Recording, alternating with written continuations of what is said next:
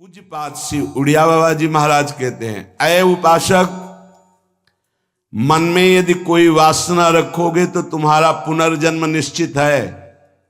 बहुत ध्यान से सुनिएगा, ये बड़े न्यायाधीश हैं, ये ब्रह्म प्राप्त भगवत प्राप्त महापुरुष जो बोलते हैं यही प्रमाण माना जाता है। अगर आप महान पाप किए हैं और कोई महात्मा कह दे जाओ कुछ नहीं सब ठीक है, एक भी पाप का दंड आपको नहीं मिलेगा। सच्ची माना ना, ये न्यायाधीश हैं, ये बड़े बड़े महापुरुष, इसीलिए इनसे जो लाभ मिलता है वो भगवान से भी बढ़कर लाभ कहा जाता है। क्योंकि भगवान में तो जब पूर्ण शरणागति होती तब हम तो हम सर्व पापेभ्यो मोक्षयिष्यामि मा शुचा, और पूर्ण शरणागति यही महापुरुष जन कराते हैं। एक एक शब्द पर कभी संशय मत करना, ये जीवन का वो सूत्र हैं जिनके आधार पर बाल्यावस्था से चला गया है। अय उपासक, अय साधक, मन में यदि कोई वासना रखोगे तो पुनर्जन्म तुम्हारा निश्चित हो गया है। होश में हो जाओ। वासना, ये भोग लूं, ये देख लूं, ये चाहत है, इसके सिवा हम नहीं कुछ पसंद करते, इसके बिना हम नहीं जी सकते, ये सब वासना। हिरन में ममता हो गई तो भगवान के पुत्र हैं, भगवान ऋषभ देव जी के पुत्र हैं भरत जी महाराज, अगला जन्म हिरन का हुआ। स्त्री में आसक्ति हो गई पुरंजनी में तो पुरंजन का अगला जन्म स्त्री का होगा। अगर कोई भी वासना है आपका जन्म होगा, प्रमाण सहित कहते हैं बाबा। प्रार्थना करते हैं कोई वासना रहने न पावे, नहीं तो अगला जन्म हो जाएगा, बड़ा निकृष्ट भी हो सकता है। हम एक बहुत बड़े महात्मा की बात बता रहे हैं, बाबा कह रहे हैं, जब हम राम घाट में रहते थे गंगा की, तो एक बड़े अच्छे महात्मा वहां थे। उन्होंने एक अपनी कुटिया बना रखी थी। एक दिन उनके कोई बड़े धनी मानी भगत आए और सोने की कई मुहरें चरणों में रखी, भेंट में रखी।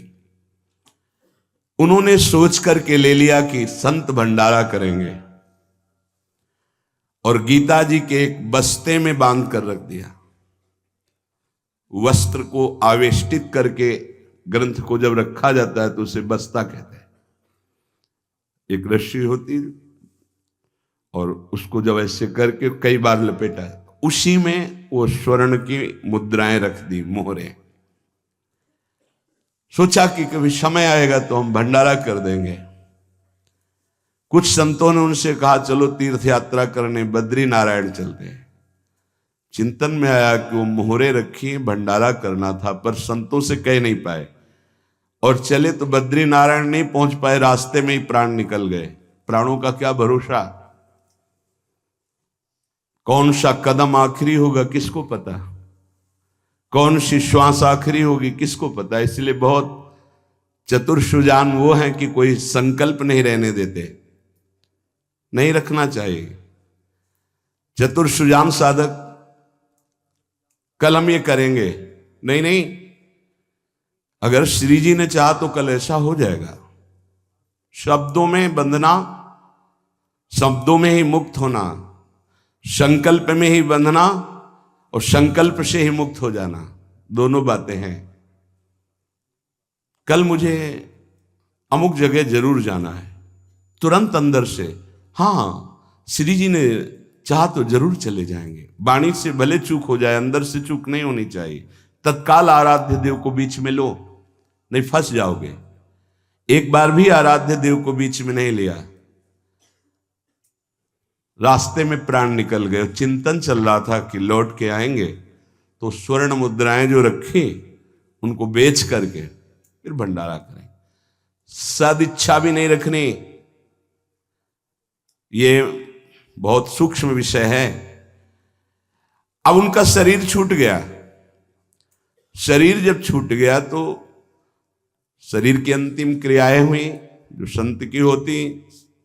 16 दिन बाद कुछ संतों को प्रसाद पवाया गया। महीना व्यतीत हुआ, महाराज की कुटिया की जो सेवा सफाई में, तो बस्ता एक ऊंचे पे दिखाई दिया। देखा कि गुरु जी की गीता रखी हुई है। कोई बात नहीं है, कभी समय आएगा तो पढ़ेंगे, गुरु जी की गीता है। रात्रि में स्वप्न हुआ उनके शिष्य को कि बेटा मैं पतित हो गया, चूक हो गई। अंतिम समय स्वर्ण मुद्रा का ध्यान होने के कारण मैं सांप बनकर उसी बस्ता में बंधा हुआ हूं। जब तक स्वर्ण मुद्राएं बेचकर संत सेवा नहीं करोगे, मुझे सांप की योनि मिली है। पूज्य पादुड़िया बाबा भी वहीं रामघाट में थे।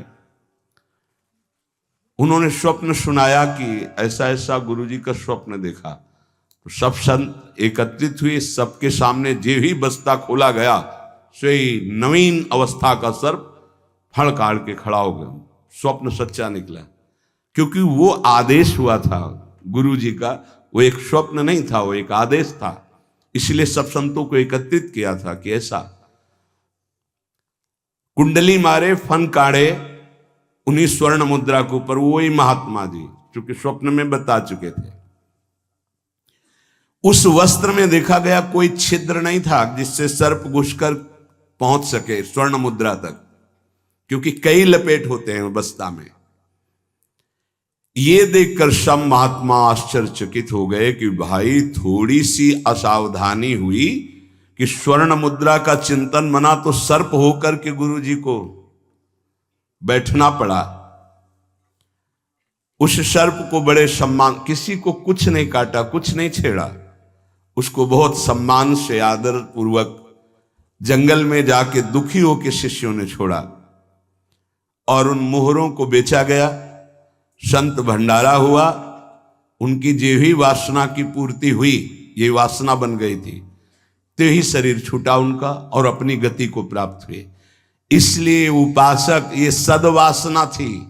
सद्वासना जब बंधन को प्राप्त करा सकती है, तो असद वासना कौन कौन सी दुर्गति देगी, ये बहुत सूक्ष्म विषय है।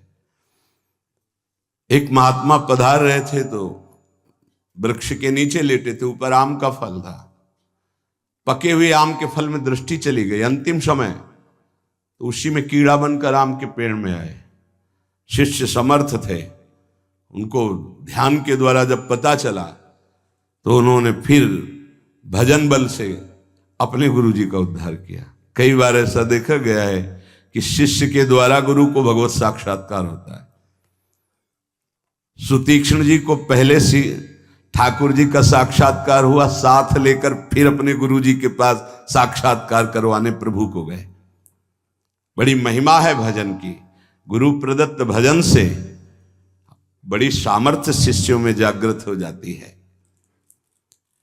विश्वास करो, विश्वास करो, बाबा 2 बार कह रहे हैं।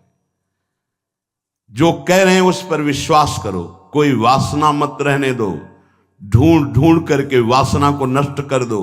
तुमसे ना नष्ट होती हो तो गुरुजनों के सामने रख दो, प्रभु के सामने रख दो। प्रभु इस वासना को नष्ट कर दो।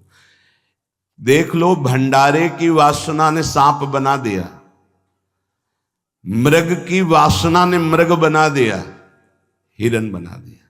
हमारी इतनी वासना है, हमारा क्या होगा? कभी विचार किया है अंदर बैठ के? कितनी बाजार लगी वासना की। ये सब वासनाएं कट जाएंगी यदि एक सूत्र रख लो, श्री जी की इच्छा। ऐसा करेंगे, हाँ, श्री जी की इच्छा से, अंदर से ऐसा, हाँ, प्रियाजू की जैसी इच्छा। वो तुम्हें बांध ही नहीं पाएगी कोई वासना, क्योंकि प्रिया जो प्रधान हो गई है। उपासक प्रभु को भूल जाता है। जब कोई वासना होती तो अपना ऐसा अंधकार पैदा करती है कि प्रभु को भूल जाता है। जैसे भरत जी भूल गए, जिन प्रभु के स्मरण में बाधा ना पड़ जाए, राज रानी, राजपुत्र और राज्य का त्याग कर दिया। वही हिरन की बाधा को कैसे स्वीकार कर लिया कि प्रभु का विस्मरण हो रहा है, प्रभु की सेवा छूट रही हो, हिरन के दुलार में घूम रहे हैं। हिरन बनना पड़ा। बहुत सावधान। अगर हम सब सावधानी पूर्वक उपासना करें तो इसी जन्म में हम जीवन मुक्त हो जाएं। गुरुदेव, इष्ट, इष्ट का मंत्र और माला, ये साधना की 4 विशिष्ट पद हैं। गुरुदेव, इष्टदेव, इष्ट मंत्र और जिससे माला, जिससे मंत्र जपते हैं, इनमें एक भी नहीं बदलना चाहिए, बहुत जल्दी सिद्ध हो जाएगा। माला ऐसे नहीं कि गंदी हो गई फेंक दी, दूसरी नई माला ले ली, टूट गई मुझसे, या माला की थैली, दोनों। एक उपासक के पास फटी हुई बहुत मलिन थैली थी, हमने कहा बदल दो ना, नहीं गुरु प्रदत्त है, ये आजीवन चलेगी ऐसे, बहुत जल से धो देंगे, यमुना जी में धो देंगे, बदल तो नहीं सकते, आजीवन के लिए है। अच्छा लगा, ठीक है, गुरु प्रदत्त है, इसे बदल नहीं सकते। माला झोली, यहां रोज नई चमकती हुई, देखो ध्यान दीजिए, गुरु, इष्ट, इष्ट मंत्र और माला, ये चारों बहुत जल्दी परिपक्व अवस्था प्रदान करती हैं। इनमें से एक भी यदि बदला जाए तो बेविचार दोष उत्पन्न हो जाएगा।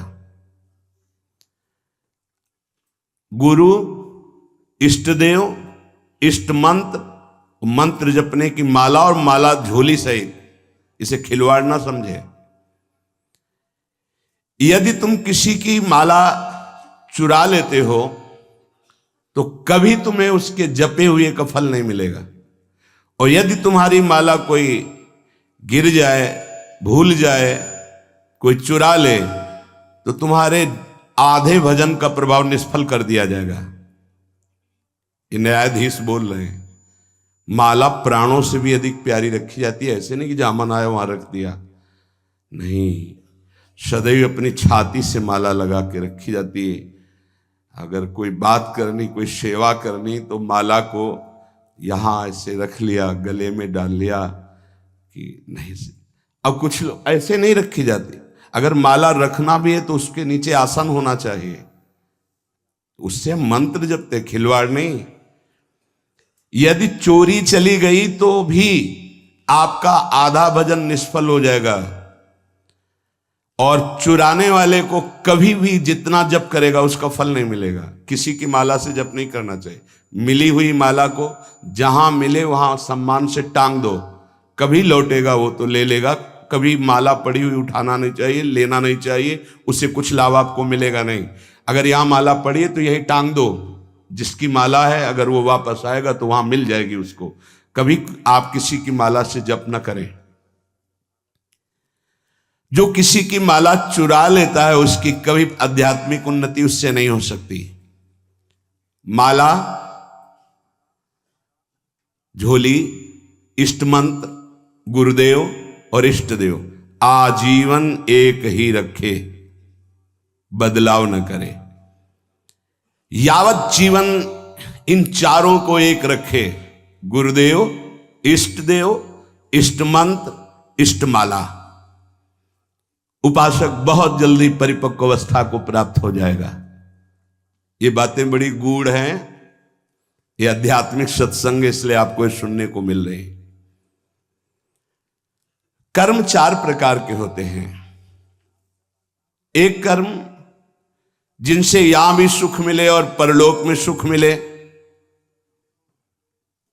जैसे हम यहां किसी भूखे को भोजन पवा देते हैं तो हमारी संपत्ति भी बढ़ेगी और परलोक में इसके पुण्य का बड़ा लाभ प्राप्त होगा। या हम ऐसी कुछ अपने धन से व्यवस्था करते हैं जिससे भजन करने वाले संतों को सुख मिले, जो सतमार्ग में चल रहे हैं उनकी वास की व्यवस्था, वस्त्र की व्यवस्था, भोजन की व्यवस्था, यहां भी तुम्हारे ऐश्वर्य बढ़ेगा और परलोक में भी भगवत कृपा प्राप्त होगी। औषधालय खोल देना, प्याऊ खोल देना, ऐसी व्यवस्था कर देना जिनकी व्यवस्थाएं नहीं हैं, उनको वस्त्र है, भोजन है, औषधि है, इस तरह की, तो यहां भी सुख और परलोक में भी सुख। पर ध्यान रहे, पोस्टर बैनर नहीं होना चाहिए। अगर आपने कहीं छपवा दिया या अपनी जबान से कह दिया तो उसका प्रभाव क्षीण हो जाता है। ये लोग समझते नहीं। आपने वृंदावन आए, 100 संतों को भोजन पवाया, इसके बाद पूरे गांव में 4-4 जगह बैठ के, कि वृंदावन गए थे, 100-2 संतों को ऐसा पवाया, संत भी कह रहे थे कि वाह भाई, और 100-100 रुपया भेंट दी। वो बड़ाई जो आप झोंक रहे हो ना, सब खाली हो रहे हो आप। चुप। ये लोग कुछ ऐसे देहाभिमानी होते हैं कि एक पंखा भी टंगवाएंगे ना तो पंखा की हर पंखुड़ी में जिला अमुक, बाबा का नाम, दादी का नाम, और ये नाम और वो नाम, अपना नाम, पूरा पता, फोन नंबर सहित पंखा में ऐसे देखे गए। कुछ भी करना है पूरा, ये सब। तुम्हें अपने नाम की चिंता है या संतों की सेवा की चिंता हुई?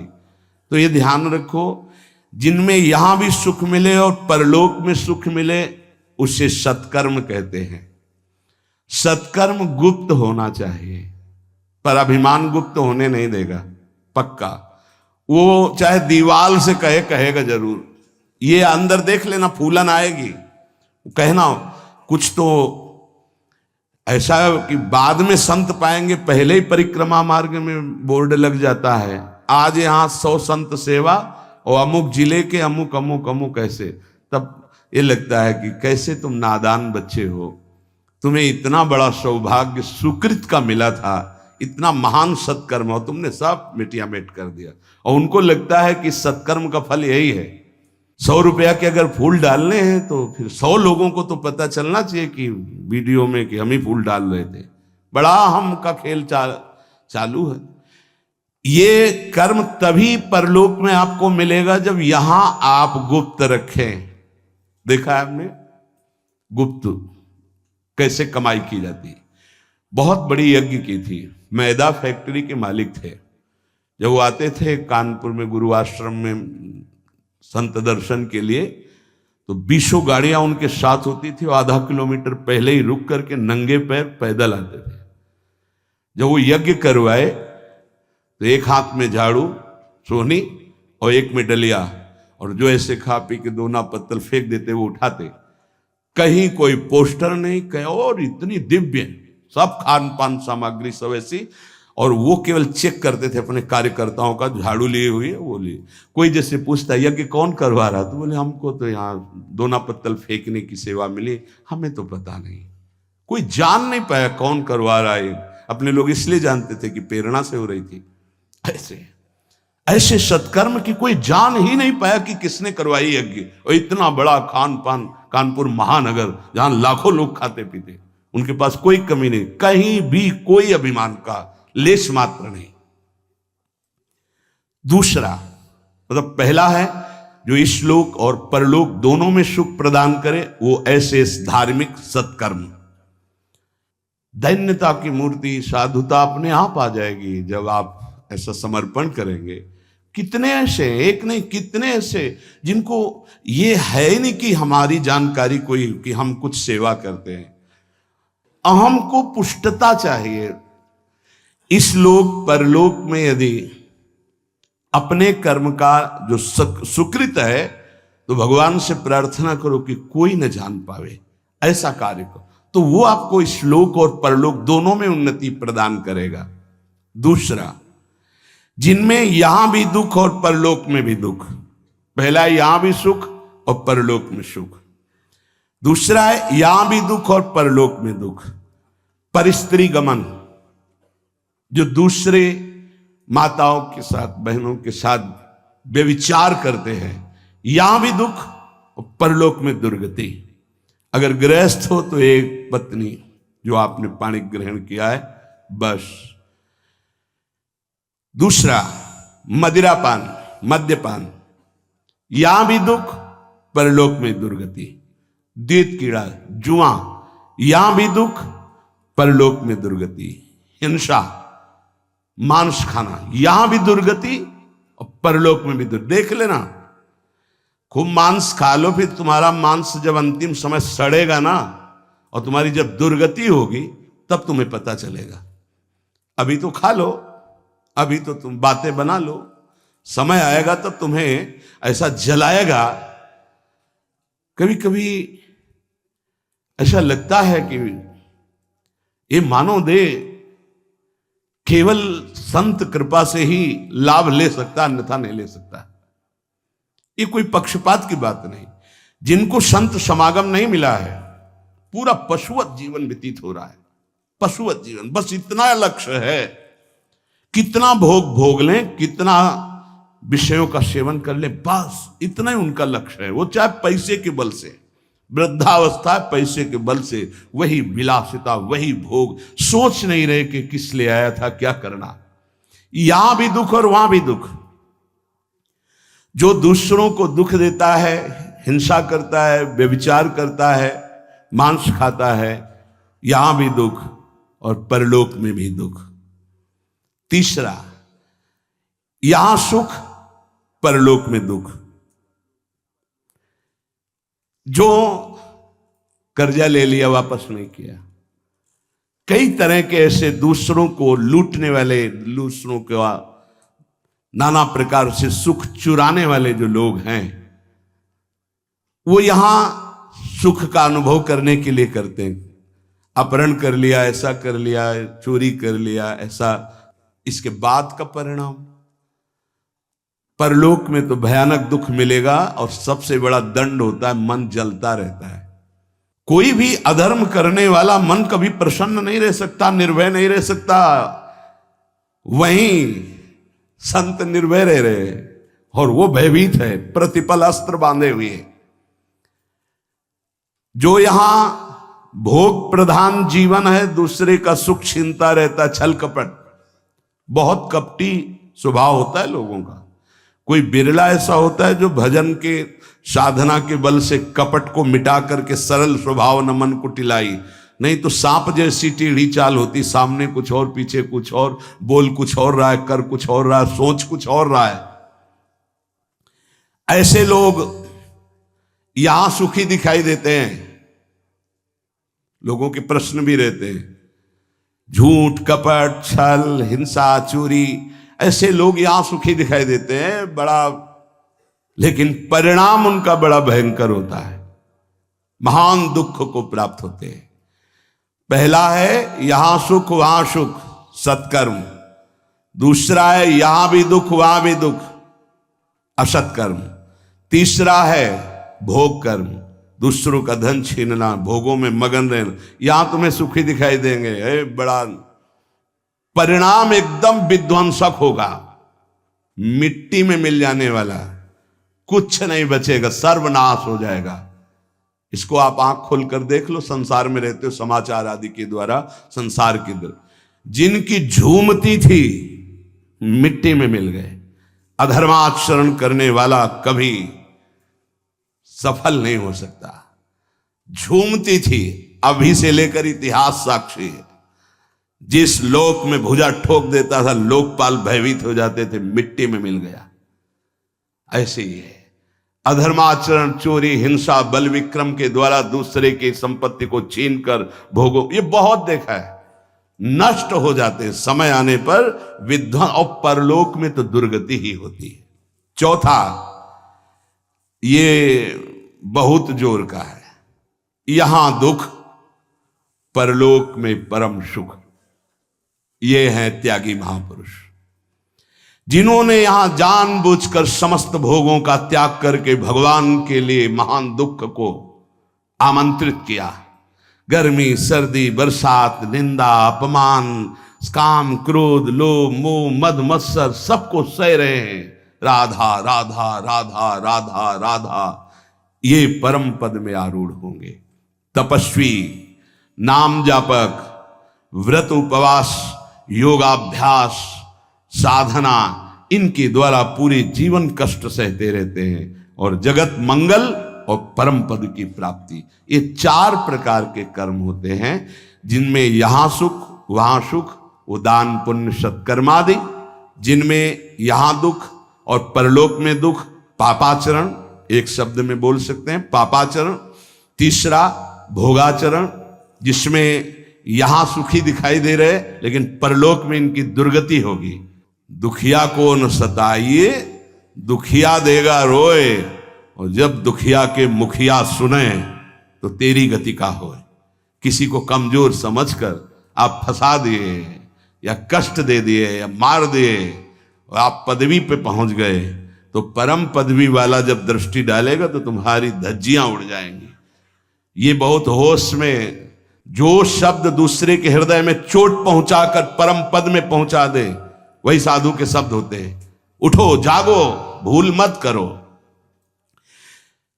अगर यहां तुम सुखी होने के लिए अधर्माचरण से धन ले लेते हो, चाहे जो हो, तो परिणाम में तुम्हें बड़ा भयंकर दुख भोगना पड़ेगा। इसलिए हम प्रार्थना करते हैं, अंदर की हालत को मजबूत करना है तो दुखियों को मत सताना, निर्दोषों को दंड मत देना, पैसे के लिए किसी को गलत मत फंसाना। नहीं, चाहे जितना बड़ा अधिकार आपको मिला हो, वो अधिकार भी एक समय का है, इसके बाद नहीं। फिर तुम्हें जो कर्म का दंड मिलेगा वो भोगना पड़ेगा। त्रिभुवनपति अधिकार प्राप्त है महाराज नहुस को, भूल गए अपने कर्तव्य को और पदाभिमान में गलत आचरण में कदम रख दिया तो अजगर की योनि प्राप्त हुई, भ्रष्ट हो गए देवराज इंद्र पद से। कोई भी पद अगर आप गलत आचरण करोगे तो समय पर जब दंड देगा, पद भी छिन जाएगा, सुख भी छिन जाएगा, परिणाम महान हानिकारक दुख कारक होगा।